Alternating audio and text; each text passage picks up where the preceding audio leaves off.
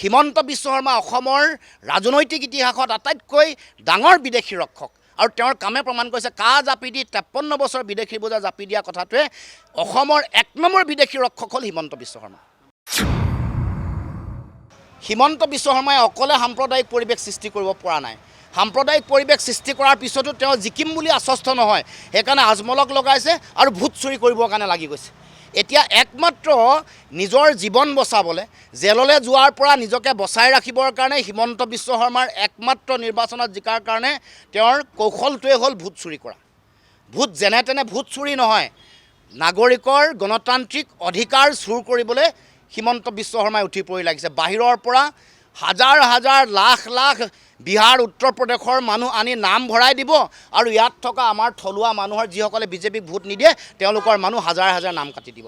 মৃত নোহোৱা মানুহ যিসকল মানুহ ঢুকুৱা নাই, মৃত্যুমুখত পৰা নাই, তেওঁলোকৰ বিৰুদ্ধে বিজেপি দলৰ বহুত কৰ্মকৰ্তাই সুপৰিকল্পিতভাৱে কমপ্লেইন দি তেওঁলোক মৃত বুলি ঘোষণা কৰিছে। জীয়াই থকা মানুহে আমি মৃত নহয় বুলি আহি আন্দোলন কৰিব লগা হৈছে। বহু মানুহ পাৰ্মানেণ্টলি শিফটেড হোৱা বুলি তেওঁলোকে অভিযোগ দিছে। এই সকলো কথাৰ তেওঁলোকৰ লক্ষ্য তেওঁলোকে জানে। তেওঁলোকৰ সভাপতিগৰাকীয়ে বিজেপিক ভোট নিদিয়া মানুহৰ তালিকা উলিয়াবলৈ কৈছে।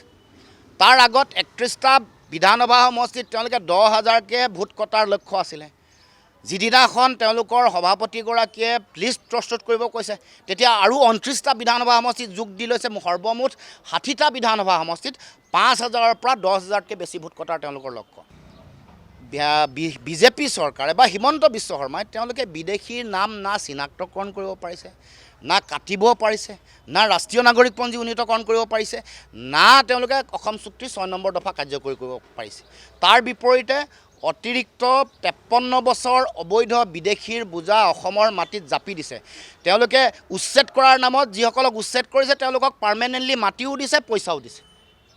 আৰু আমাৰ যিসকল খিলঞ্জীয়া জনজাতীয় মানুহ আছে, আমাৰ যিসকল আদিবাসী বুলি যাক কওঁ, আদিম যিসকল অসমৰ নিবাসী আছে, যেনেকৈ কাৰ্বি আংলং, ডিমা হাছাও, কাৰ্বি আংলঙৰ পৰ্বতজোৰা, কি কয় আমাৰ বিটিয়াৰৰ পৰ্বতজোৰা, বড়োভূমি, এই অঞ্চলসমূহত থকা পলাশবাৰীত থকা ৰাভা মানুহ থকা আদিবাসী মানুহ থকা অঞ্চলসমূহ তেওঁলোকে উচ্ছেদ কৰি হাজাৰ হাজাৰ বিঘা মাটি তেওঁলোকে বেলেগক দি দিছে।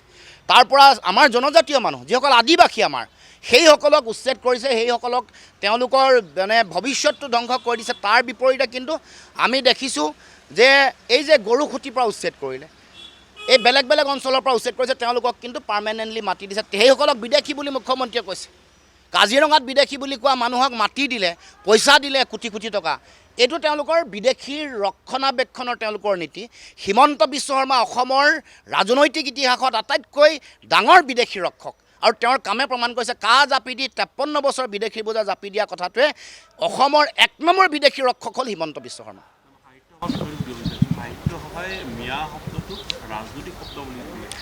সাহিত্য সভাই দেশৰ সংবিধান গম পায়, দেশৰ ন্যায়পালিকা গম পায়, সংবিধানে কি কৈছে। 71 চনৰ আগত অহা সকলক নাগৰিকত্ব দিব, 71 চনৰ পিছত অহাসকল তেওঁলোকক বিদেশী বুলি চিনাক্তকৰণ বহিষ্কাৰ কৰিব। সেইকাৰণে তেওঁলোকে শব্দকেন্দ্ৰিক কথা কোৱা নাই। তেওঁলোকে কৈছে যিসকল স্বদেশী হয় তেওঁলোকে অধিকাৰ পাব লাগিব, তেওঁলোকৰ বিৰুদ্ধে কোনো বিৰূপ মন্তব্য কৰিব নোৱাৰে। যিসকল বিদেশী তেওঁলোকক তাৰ পৰা চিনাক্তকৰণ কৰি বহিষ্কাৰ কৰিব লাগিব। শব্দকেন্দ্ৰিক শব্দ ব্যৱহাৰ কৰি এইটো ৰাজনৈতিক খেল খেলিব নোৱাৰিবতো। ধৰ্মক ব্যৱহাৰ কৰি, জাত পাত আৰু ভাষাক ব্যৱহাৰ কৰি তেওঁলোকে মনুস্মৃতি মানে কাৰণে, মনুসংহিতা তেওঁলোকৰ সংবিধান কাৰণে অসমৰ মানুহৰ মাজত এইটো ব্যৱহাৰ কৰিব নোৱাৰিব। গতিকে সাহিত্য সভাই কথাটো বুজি পাইছে যে হিমন্ত বিশ্ব শৰ্মা মনুসংহিতা আৰু মনুস্মৃতিক কেন্দ্ৰ কৰি তেওঁ এখন সংবিধান। সেইকাৰণে বৰ্ণবাদী মানসিকতা আছে কাৰণে যিটি শব্দ ৰাজনৈতিকভাৱে ব্যৱহাৰ কৰি মানুহক বিভাজনৰ মাজলৈ ঠেলি দিব খুজিছে।